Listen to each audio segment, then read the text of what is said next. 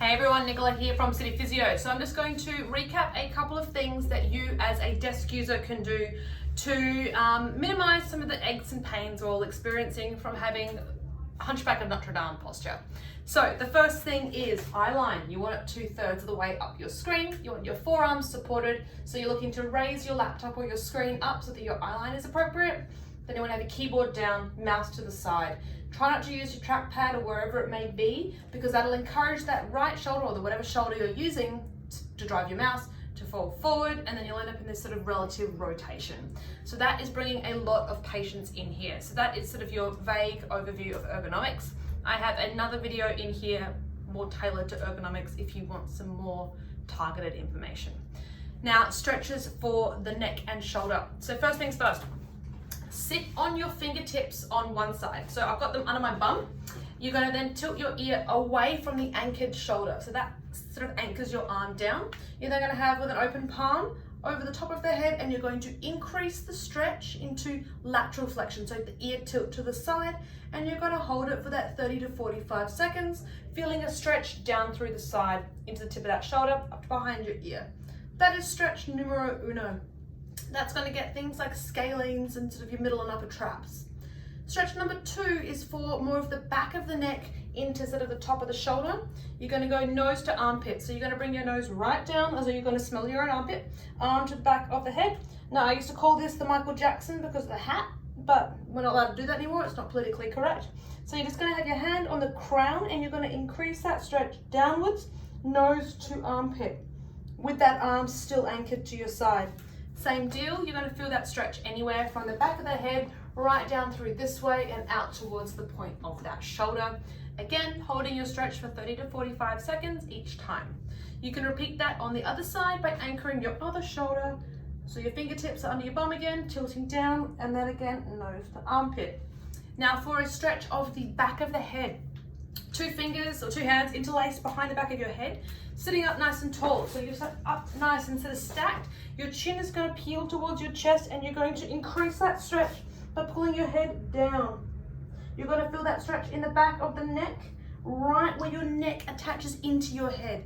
This is an amazing stretch for headache sufferers. You've then got your trigger point ball release. So you've got a couple of these guys, tennis ball, golf ball, anything with some density to it that you can lean into.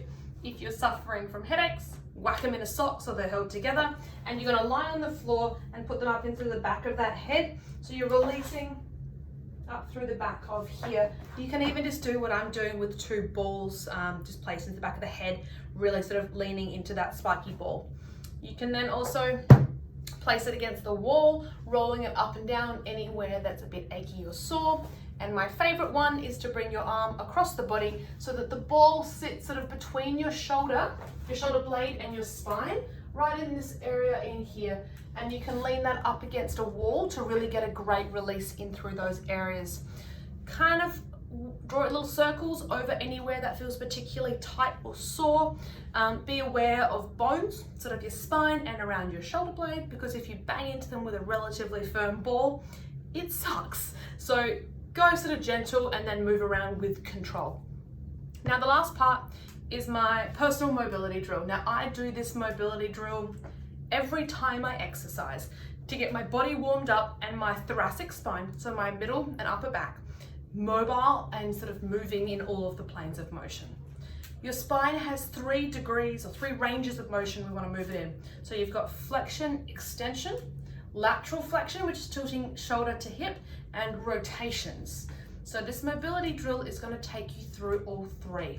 When we become fixed like this for a long period of time, we hang off our spine, or we even sort of lean to one side or rotate, we can become jammed.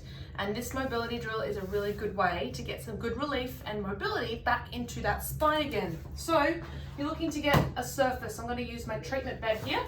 And you want to come into 4-point kneeling. Now 4-point kneeling is hands and knees. So knees under your hips, so you don't want to be sort of too far forward or sitting onto your heels. Hands underneath your shoulders or thereabouts. You're then going to come into a hand slide. So sliding one hand forward, bring your nose down, come back up again. Now make sure that your movement is forwards and down, not bum backwards. So you want to stay up nice and tall from that low back. Slide the hand, come back up again. So you've got flexion and a nice big stretch down through this part of the body. That's number one. Repeat about 8 to 10 times. Number two is lateral flexion. You're going to draw a C shape with the fingertips to shorten between the hip and the knee, as though you're going to arc over a barrel. So you're going to come back and you're going to repeat on each side. Now make sure that you're actively shortening as you bring the arm across. So you're going to really draw that sort of semicircle from side to side. And number three is thread the needle. So palm down, bring that shoulder towards the sort of the bed or the floor, come back up again, and both sides. It's a really great stretch to kind of get that rotation back for you. So they are 3 stretches, 3 mobility drills you can do. Now I like to do those pre-exercise or anytime I'm feeling particularly stiff. I do about 10 of each one, so that's 5 on each side. Doesn't matter which order you go in, as long as they're done consecutive. And then if one of them's feeling tight, you can actually go back to that particular mobility sort of drill and do it again to see if that series has really helped to unlock the back. Hope this has been helpful for you. Any issues, touch base. Bye now.